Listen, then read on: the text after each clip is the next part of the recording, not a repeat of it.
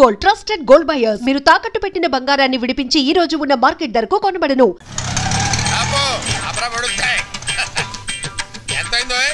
Metre మీద ఏదైనా వేసాం సార్. మీటర్ మీద ఏమైనా వేసి ఇవ్వాలా? ఇదిగో తీసుకో. ఇదేంటి సార్? లేకపోతే ఏమిట్రా వేషాలు ఇస్తున్నావా? ఎంతైందో చెప్పు, అంతే ఇస్తాను. 10 రూపాయలు సార్. మరి ఆ 7 పేడవచ్చు కదా. నువ్వు అల్లా వస్తే నేను ఎలా వస్తాను రా? తెలివి తక్కువ వేసుకుని అనుకున్నావేమో. 500 చిల్లర ఉందా? లేదు సార్. చిల్లర లేదా? లేదు సార్. ఆనంద్ బాబు,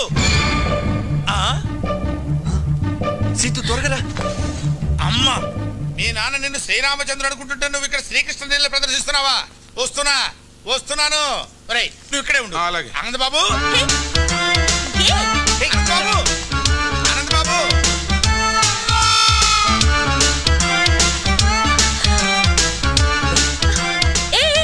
ఏంటిదంతా? ఎవరైనా చెప్తాను పద. ఆయన శాస్త్రి గారని మా నాన్నకు బాగా పరిచయం. మరి ఇద్దరిని ఇలా చూసారంటే కలిసి తిరుగుతున్నాం అనుకుంటాడు. తిరుగుతున్నా అంటావేంటి? లవ్ చేసుకుంటున్నాం కదా. ఏదో ఒకట్లే నువ్వురా. అబ్బా, ఆనంద్ బాబు, మెట్లెక్కలేక వస్తున్నాను ఆయన. ఆగబోయా బాబు. ఆనంద్ బాబు, అయ్యో ఆనంద్ బాబు.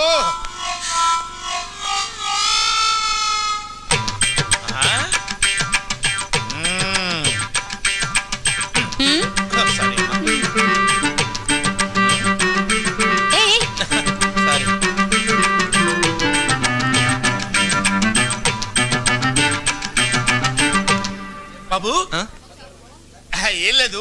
ఇక్కడ ఏం చేస్తున్నారా అని. చిలిపి పనులు చేసుకుంటున్నాం. ఓహో, చిలిపి పనులు చేసుకోవడానికి ఈ ప్లేస్ దొరికిందా మీకు? మీ ఇంటికి రమ్మంటారా? క్యారీ ఆనంద్ బాబు, ఇది బట్టల కొట్ట, చిలిపి పనులు చేసుకునే సెంటరా? వద్దు పెడితే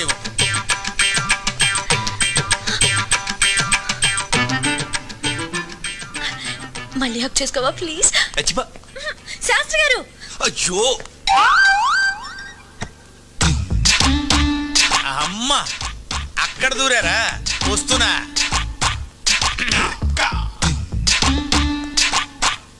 లోపల ఎవరన్నా ఉన్నారా అండి? ఉన్నారు, లోపలికి రండి.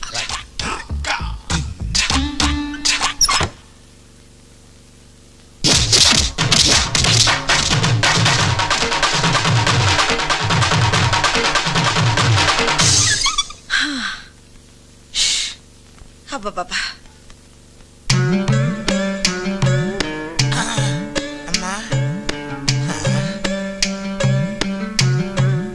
లోపల ఎవరైనా ఉన్నారా అని అడిగితే బతకటమే కాకుండా జేబులో ఉన్న 500 రూపాయలు కూడా కొట్టేసింది ఆయన.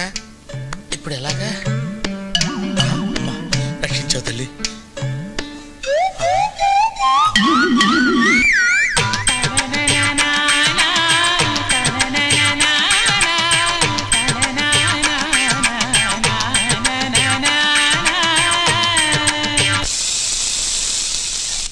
హలో అమ్మా.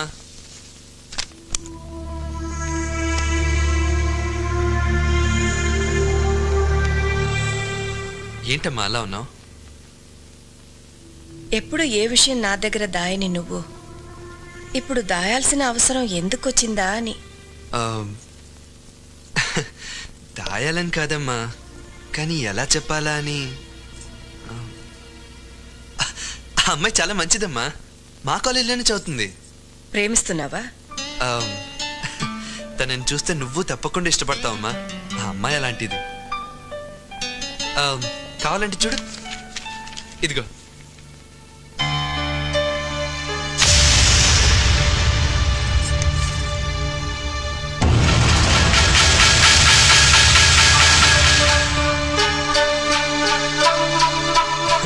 ఇది వాళ్ళ అమ్మ బొమ్మ. ఇది వేసి తను మా కాలేజ్ తరఫున ఫస్ట్ ప్రైజ్ గెలుచుకుంది.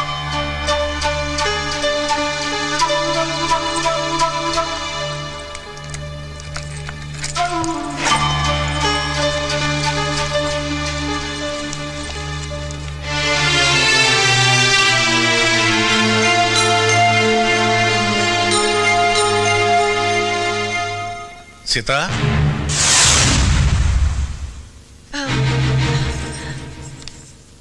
ఏమిటి చూస్తున్నావు? అది ఏం లేదండి.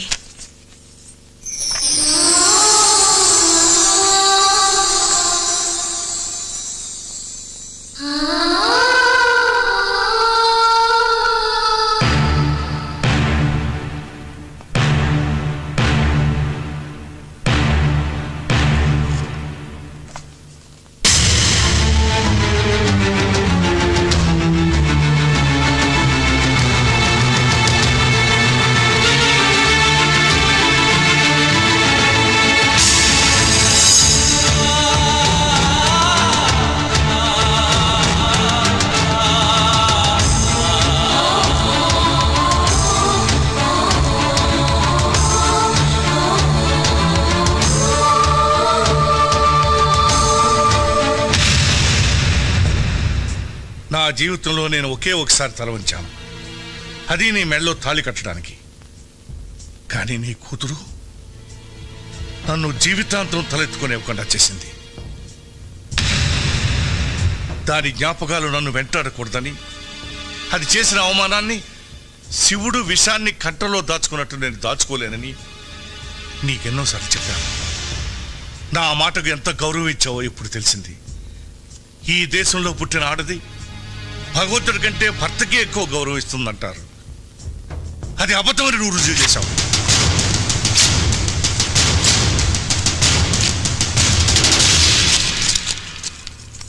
ఎందుకండి చనిపోయిన దాని మీద అంత కోపం?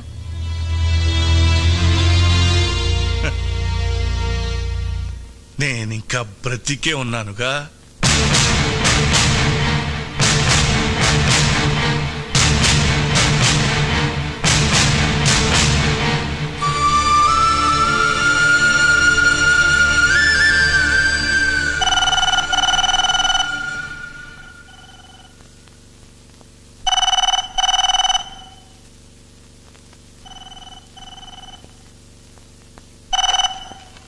హలో ఆనంద్,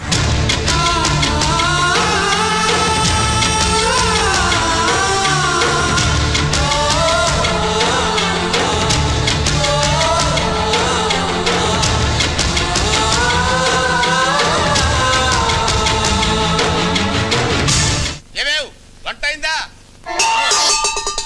అవలేదన్నమాట. నా మొహర కప్పు కాఫీ పడేస్తావా? ఇవ్వమన్నమాట. Okay okay. నమస్తే అండి. ఎవరయ్యా నువ్వు? నా పేరు తాడిబాబు అండి. ఏం కావాలి? నాకు ఒక అమ్మాయి కావాలండి. ఏమిటి ఏమిటి ఏమిటో మాట్లాడది? ఎవరితో మాట్లాడుతున్నావు? తెలిసి మాట్లాడుతున్నావా? సార్ అందుకు కాదు సార్, పెళ్లికి సార్, పెళ్లి చేసుకోవడానికి అమ్మాయి కావాలి సార్. ఆ ఏడుపు ముందు ఆడవచ్చు కదా. చెయ్యిలా చూపించు సార్. ఇటు తిప్పు. తిప్పే. ఇటు తిప్పు. తిప్పే. ఏది ఏదో వివాహరక నీ పిండాకుడు నీ జన్మకు పెళ్ళి పో. భలేవారండి.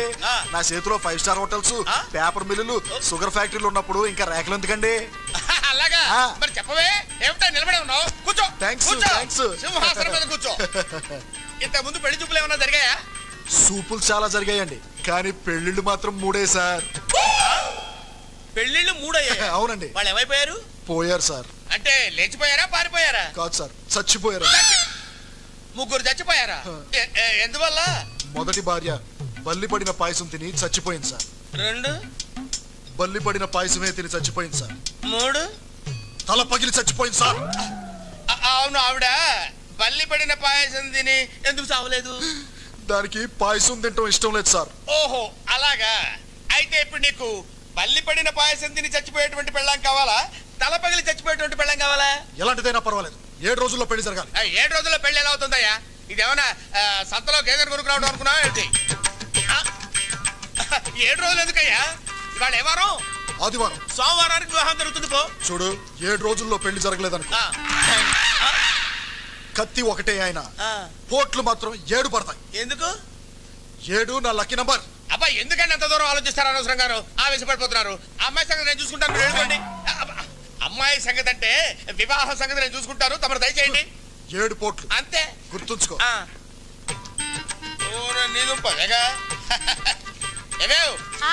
కాఫీ పెడతావా? జ్యూస్ తీసుకొస్తానండి. ఓహో, ఈ స్మెల్ వచ్చేసిందే నీ లోపలికి.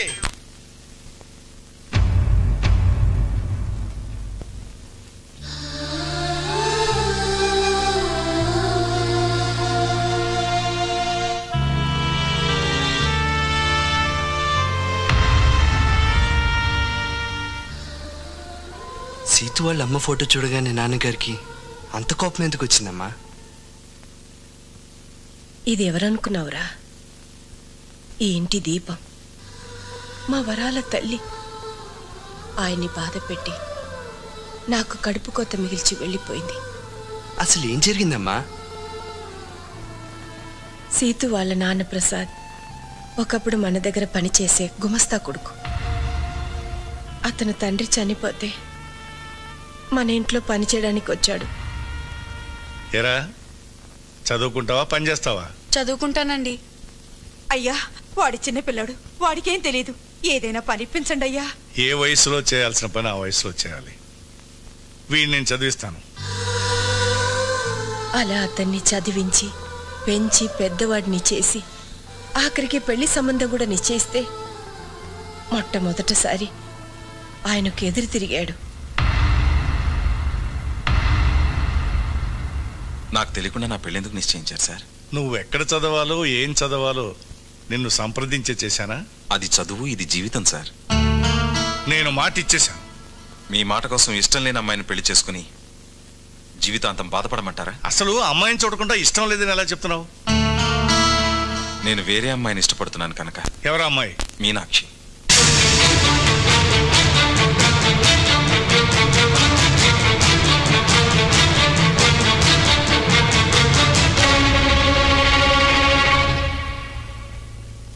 ఆ మాటలకు మీ నాన్నగారికి కోపం వచ్చింది. నమ్మక ద్రోహాన్ని క్షమించలేనని మీనాక్షిని ఒప్పించి వేరే పెళ్లి నిశ్చయించారు.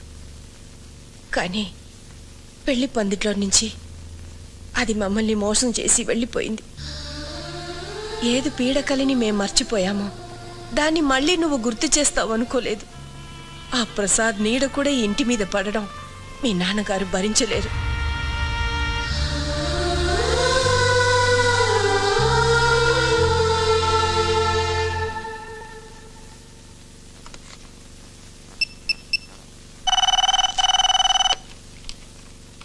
హలో,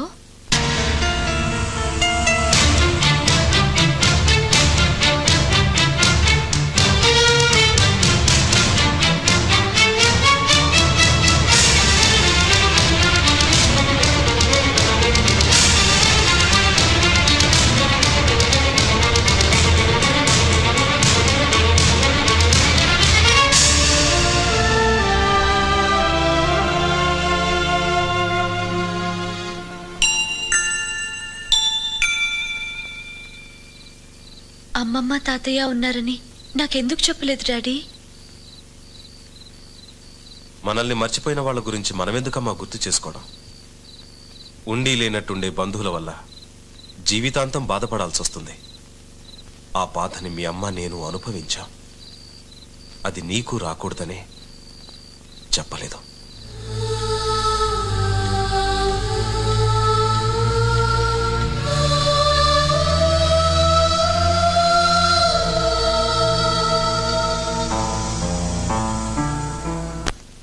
మీ నాన్నతో చెప్పే వచ్చావా? మీరు ఇష్టపడితే మిమ్మల్ని తీసుకెళ్ళడానికి వచ్చాను. ఈ ఆలోచన నీదా మీ నాన్నదా? నాదే. ఈ దేశంలో ఆడపిల్లని కన్నా ఏ తండ్రైనా మగపిల్లడింటికి రావడం ధర్మం అనుకుంటే వచ్చి మీ నాన్న కాళ్ళు పట్టుకోమంటావా? రేపెలాగో మీ వయసులో సగం ఉన్న అల్లుడి కాళ్ళు కడుగుతారు. సాంప్రదాయం పేరుతో ఆ పని చేయగలేంది మీకంటే పెద్దవారు.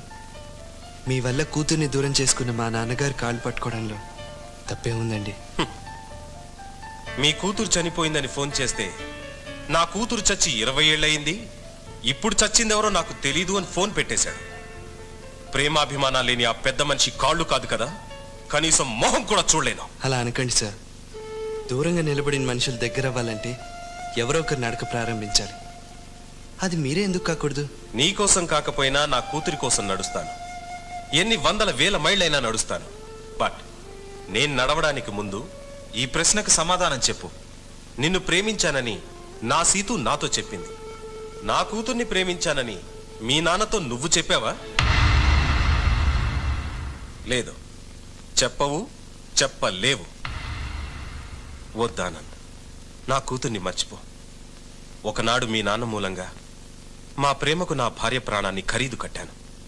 మళ్ళీ మీ ప్రేమకు ఎవరి జీవితాన్ని ఖరీదు కట్టాల్సి వస్తుందో వద్దా.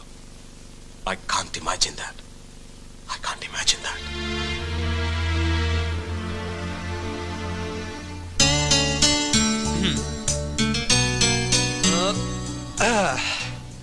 So 50% happy.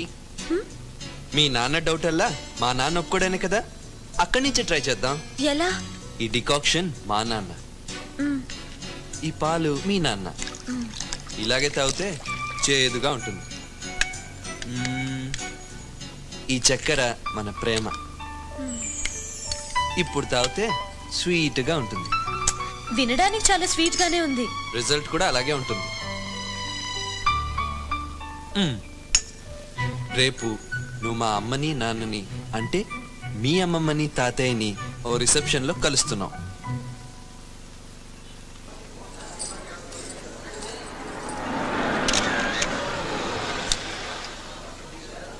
సిటు నాన్నొచ్చారు.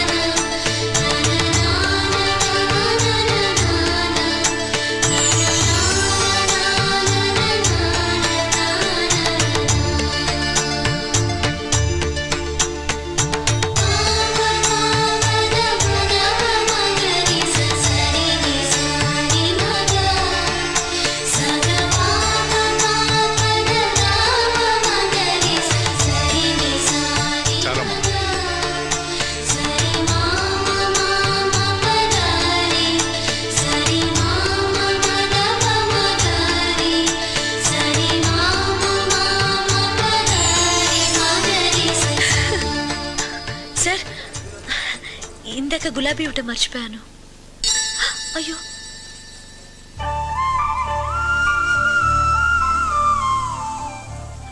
అది కింద పడింది కదమ్మా. నీ కాళ్ళ దగ్గరేగా పడింది. ఇంకోటి ఇస్తాను, థ్యాంక్స్ అమ్మా. తీసుకోండి.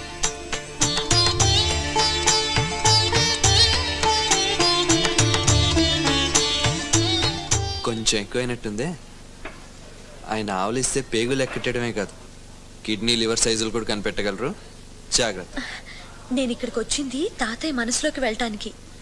ఆయన మనసును గెలుచుకుంటాను చూడు. Good good, carry on.